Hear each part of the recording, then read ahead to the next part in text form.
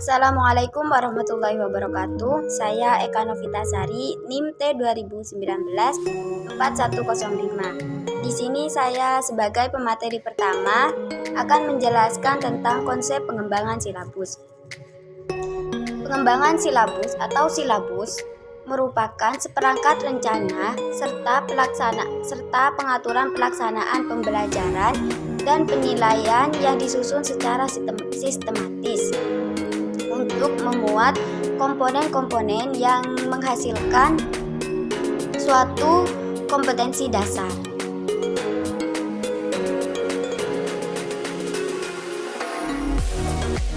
Nah, selanjutnya sebagai rancangan program pembelajaran silabus memuat berbagai macam hal yang harus berkaitan dengan pengembangan kurikulum, yakni yang pertama, tujuan apa yang harus dicapai oleh siswa dalam melalui proses pembelajaran.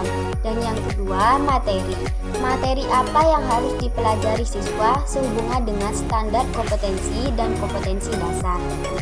Dan yang ketiga, bagaimana cara yang dapat dilakukan agar standar kompetensi dan kompetensi dasar itu dapat tercapai. Dan yang terakhir, bagaimana menentukan keberhasilan siswa dalam pencapaian kompetensi dan kompetensi dasar. Atas dasar hal tersebut, maka silabus dirancang sesuai dengan standar isi dan sesuai dengan kondisi setiap sekolah. Dengan demikian, setiap sekolah akan memiliki silabus yang berbeda. Oleh sebab itu, silabus dapat dikembangkan berdasarkan kebutuhan serta karakteristik sekolah pada dasarnya.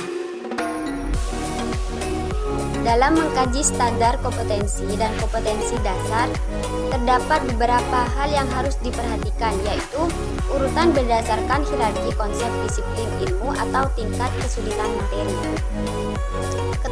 Keterkaitan antar standar kompetensi dan kompetensi dasar dalam mata pelajaran. Dan kompetensi dasar berisi mengenai pengetahuan, keterampilan, dan sikap yang harus dikuasai siswa dan siswi dalam rangka pencapaian standar kompetensi dasar pada masing-masing mata pelajaran yang akan dipadukan, serta identifikasi materi pokok dengan mempertimbangkan tingkat perkembangan siswa, fisik, emosional, sosial, dan spiritual peserta didik, dan juga kebermanfaatan bagi peserta didik serta struktur keilmuannya. Landasan pengembangan silabus. Yang pertama, Peraturan Pemerintah Republik Indonesia Nomor 19 Tahun 2005 tentang Standar Nasional Pendidikan Pasal 17 Ayat 2. Dan yang kedua, Peraturan Pemerintah Republik Indonesia Nomor 19 Tahun 2005 tentang Standar Nasional Pendidikan Pasal 20. Sekian penjelasan dari saya, selanjutnya akan dijelaskan oleh pemateri kedua. Terima kasih. Assalamualaikum warahmatullahi wabarakatuh. Saya Iftithahus Syaadah, NIM T 2019-4089. Sebagai materi kedua akan menjelaskan tentang prinsip-prinsip pengembangan silabus. Dalam KTSP, pengembangan silabus diserahkan sepenuhnya kepada setiap satuan pendidikan, khususnya bagi yang sudah mampu melakukannya. Oleh karena itu, setiap satuan pendidikan diberi kebebasan dan keleluasaan dalam mengembangkan silabus sesuai dengan kondisi kebutuhan masing-masing, agar pengembangan silabus yang dilakukan oleh setiap satuan pendidikan dan tetap berada dalam bingkai pengembangan kurikulum nasional atau standar nasional, maka perlu memperhatikan prinsip-prinsip pengembangan silabus.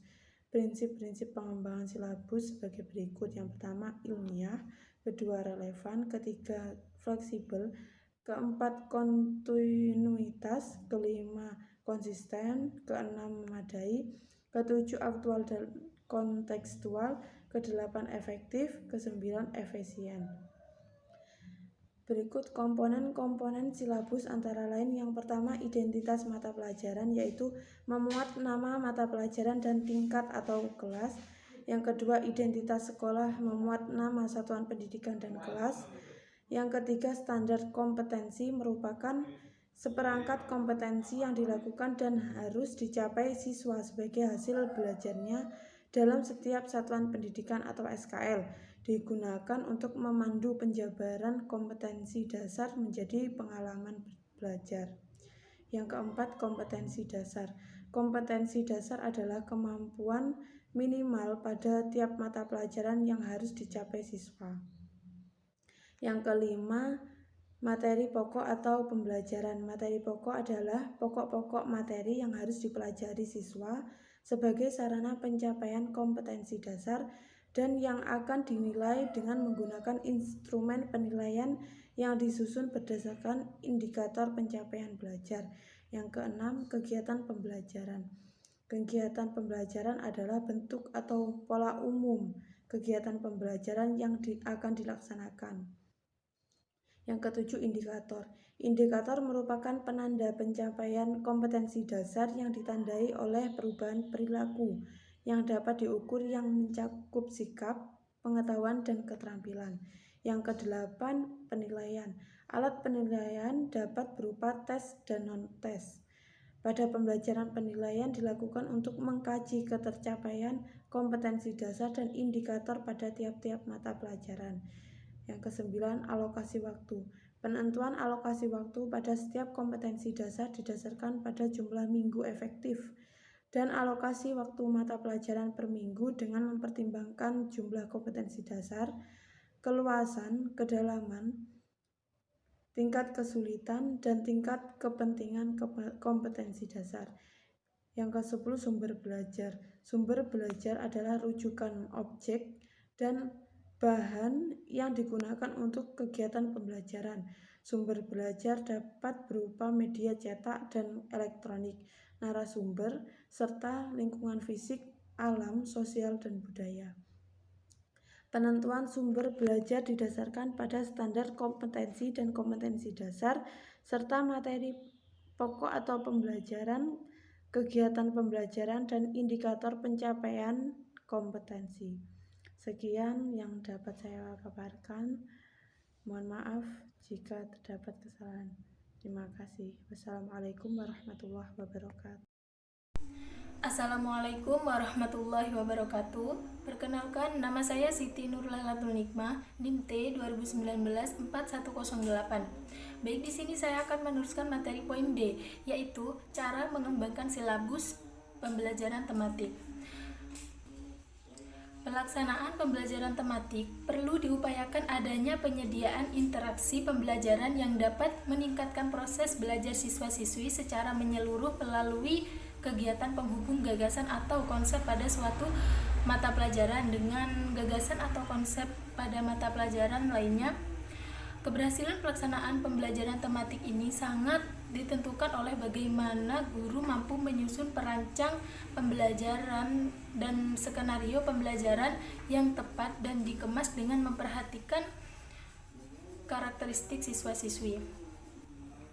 Penyusunan silabus dilakukan secara sistematis, artinya semua komponen yang ada dalam silabus tersebut harus merupakan satu kesatuan yang saling terkait untuk mencapai kompetensi dasar yang telah ditetapkan.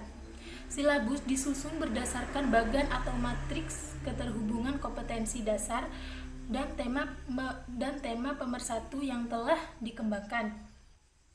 Proses pengembangan silabus. 1. Perencanaan.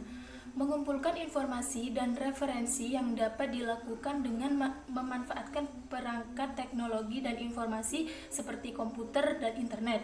Kemudian mengidentifikasi dan mengkaji sumber belajar yang diperlukan dalam pengembangan silabus.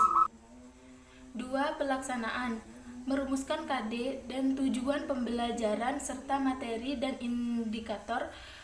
Kemudian menentukan strategi, metode, dan teknik pembelajaran, dan yang terakhir menentukan sarana dan prasarana. 3. Evaluasi atau penilaian. Tahap ini dilakukan untuk mengetahui apakah silabus yang telah dikembangkan untuk mencapai sasarannya atau sebaliknya. Dari hasil evaluasi ini dapat diketahui sampai di mana tingkat ketercapaian SK dan KD yang telah ditetapkan. Dengan demikian, silabus segera diperbaiki dan disempurnakan. Yang keempat, revisi. Silabus yang dikembangkan perlu diuji kelayakannya melalui analisis kualitas silabus, penilaian akhir, dan uji lapangan. Selanjutnya, langkah-langkah yang dilakukan. Langkah-langkah yang dilakukan dalam mengembangkan silabus tematik model ini adalah 1. Mengkaji standar kompetensi dan kompetensi dasar. Standar kompetensi dan kompetensi dasar dapat diambil dari standar isi yang biasanya sudah baku, kecuali yang belum ada dapat disusun sendiri oleh penyusun atau pengembang silabus. 2. Mengidentifikasi materi pokok atau pembelajaran. Mengidentifikasi materi pokok atau pembelajaran yang menunjang pencapaian kompetensi dasar dengan mempertimbangkan potensi peserta didik, relevansi dengan karakteristik daerah, tingkat perkembangan fisik, intelektual, emosional, sosial, dan spiritual peserta didik, kebermanfaatan bagi peserta didik, struktur keilmuan, aktualitas, kedalaman, dan keluasaan materi pembelajaran, relevansi dengan kebutuhan didik dan tuntutan lingkungan. 3. Mengembangkan kegiatan pembelajaran. Kegiatan pembelajaran dirancang untuk memberikan pengalaman belajar yang melibatkan proses mental dan fisik melalui interaksi antar peserta didik. Kegiatan pembelajaran memuat rangkaian kegiatan yang harus dilakukan oleh peserta didik secara berurutan untuk mencapai kompetensi dasar. 4. Merumuskan indikator pencapaian kompetensi. Indikator merupakan penanda pencapaian kompetensi dasar yang ditandai oleh perubahan perilaku yang dapat diukur, yang mencakup sikap, pengetahuan, dan keterampilan. Yang kelima, penentuan jenis penilaian. Penilaian pencapaian kompetensi dasar peserta didik dilakukan berdasarkan indikator. Penilaian dilakukan dengan menggunakan tes dan non-tes dalam bentuk tertulis maupun lisan. Pengamatan kinerja, pengukuran sikap, penilaian hasil karya berupa tugas, proyek, atau produk, penggunaan portofolio, dan penilaian diri. 6. Menentukan alokasi waktu. Penentuan alokasi waktu pada setiap kompetensi dasar didasarkan pada jumlah minggu efektif dan alokasi waktu mata pelajaran per minggu dengan mempertimbangkan jumlah kompetensi dasar, keluasan, kedalaman, tingkat kesulitan, dan tingkat kepentingan kompetensi dasar. Dan yang terakhir, menentukan sumber belajar. Sumber belajar adalah rujukan, objek atau bahan yang digunakan untuk kegiatan pembelajaran yang berupa media cetak dan elektronik, narasumber, serta lingkungan fisik, alam, sosial, dan budaya. Sekian dari saya. Apabila ada salah kata, mohon maaf yang sebesar-besarnya.